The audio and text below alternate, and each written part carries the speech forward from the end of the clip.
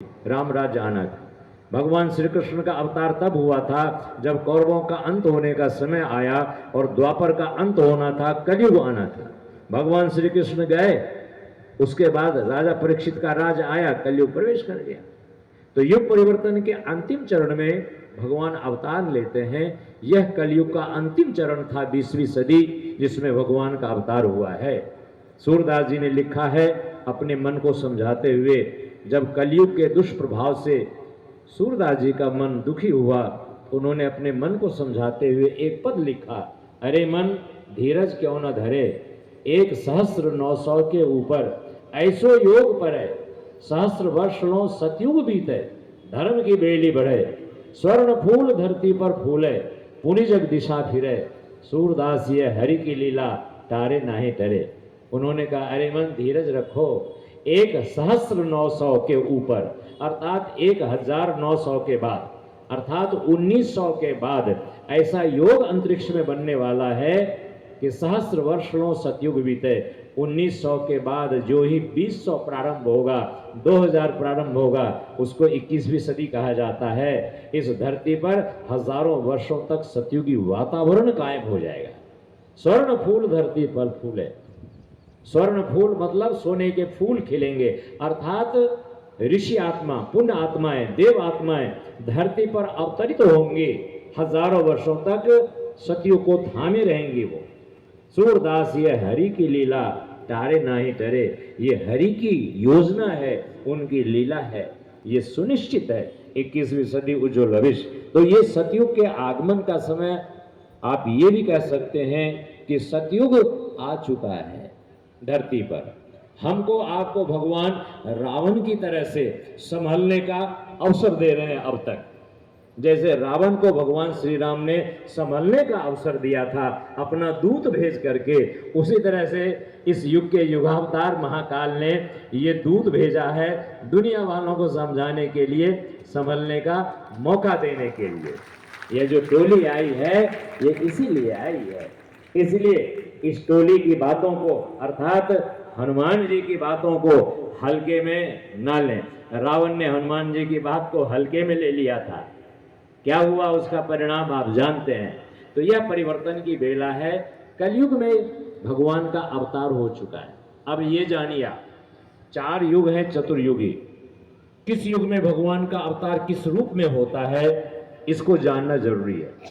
त्रेता युग में भगवान का अवतार श्री राम जी के रूप में होता है, द्वापर युग में भगवान का अवतार श्री कृष्ण जी के रूप में होता है, और कलयुग में भगवान का अवतार आदि शक्ति मां गायत्री के रूप में होता है।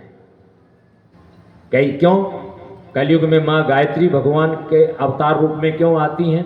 इसलिए आती हैं कि कलयुग अपना प्रभाव लोगों की बुद्धि पर डालता है, लोगों के विवेक पर डालता है, और लोगों की बुद्धि को भ्रमित कर देता है, बुद्धि को भ्रष्ट कर, चिंतन को विकृत कर देता है कलयुग। इसीलिए गायत्री माता कौन है? सद्बुद्धि की देवी है।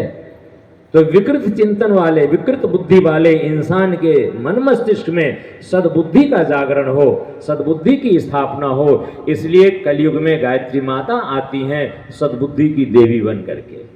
कलयुग कब आया था? आप कथा सुने होंगे, राजा परीक्षित के समय में। बातचीत कोई ना करो, कहाँ ध्यान है ये बच्ची, बोलो उनको बात करना करें, बैठो चुपचाप, ध्यान से सुनो। कलयुग कब आया था? भागवत पुराण में आपने कथा सुनी होगी। राजा परीक्षित के समय में शिकार पर निकले थे राजा परीक्षित। कलयुग काला कलोटा लंबा तगड़ा गाय और बछड़े की पिटाई कर रहा था। राजा परीक्षित ने डांटा, दुष्ट तू कौन है? मेरे सनातन धर्म में, मेरी सनातन संस्कृति में, आर्यावर्त में गौ माता की पूजा होती है, तू गौ माता को कष्ट दे रहा है, तू कौन है? उसने कहा महाराज मैं कलयुग हूं।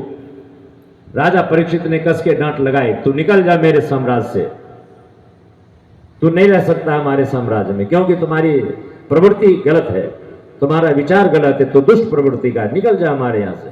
उसने कहा कि महाराज अब तो हमारा समय आया है, आपका द्वापर गया, अब कलयुग का समय आया है, और मुझे आप कह रहे हैं साम्राज्य से निकल जाओ, और पूरी पृथ्वी पर आपका साम्राज्य है, मैं कहां जाऊं?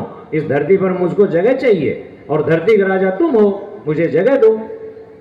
राजा परीक्षित ने कहा कि विधाता की यदि ऐसी इच्छा है तो तुझे धरती पर रहने के लिए हम 4 स्थान देते हैं, क्योंकि धरती के मालिक राजा परीक्षित थे। 4 स्थान दिया, द्यूतम मानम स्त्रिया सूना। जहां लोग जुआ खेलते हो वहां रह, जहां लोग मदिरा पीते हो वहां रह। कलयुग का वास इन जगहों पर है। जुआ जहां खेलते हैं लोग वहां कलयुग है, जहां लोग दारू पीते हैं वहां कलयुग है, जहां स्त्रियों के साथ व्यभिचार होता है वहां रह, वहां कलयुग का वास होता है, और जहां अत्याचार होता है, कत्लेआम होता है, भ्रष्टाचार होता है वहां रह। ये 4 स्थान दिया राजा परीक्षित ने कलयुग को धरती पर रहने के लिए।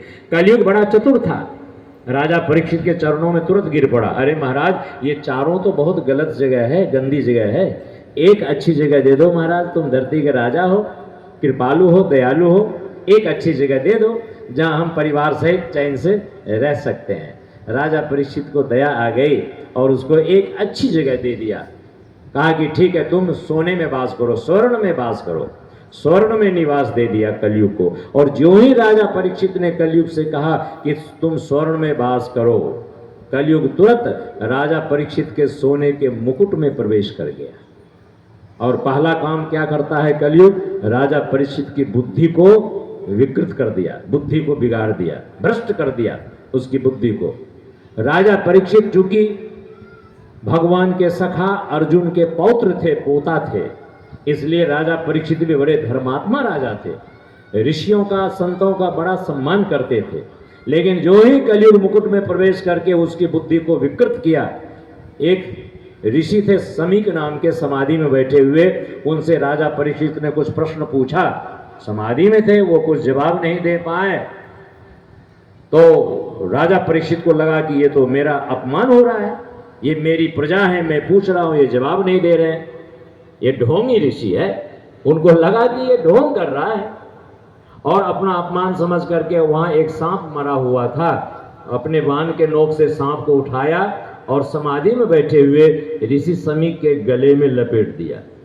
अब ऋषि समीक तो समाधि में थे, आत्म केंद्रित थे, उनको पता ही नहीं चला कि उनके शरीर के साथ क्या हुआ। लेकिन उनका पुत्र था श्रृंगी, कौशिकी नदी में स्नान कर रहा था। उनके मित्रों ने जाकर के कह दिया, अरे मित्र, तुम्हारे पिताजी ऋषिवर समीक बैठे थे समाधि में, और एक राजा ने आके उनके गले में मरा हुआ सर्प लपेट दिया। पिता का अपमान बालक श्रृंगी सहन नहीं कर पाया, कौशिकी नदी का जल हाथ में लिया और वहीं से श्राप दे दिया कि उस राजा को वही सर्प तक्षक बन करके 7 दिनों के भीतर डसेगा और उसकी मृत्यु हो जाएगी। कथा आपने सुन चुके हैं आप।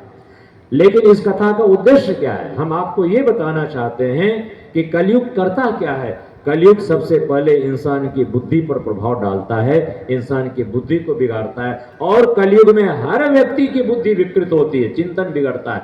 इसीलिए हर कलयुग में धरती पर सद्बुद्धि की देवी आदि शक्ति मां गायत्री अवतरित होती है। लेकिन मां गायत्री को धरती पर उतारना, अवतरित करना आसान काम नहीं है। एक कथा आपने सुनी होगी,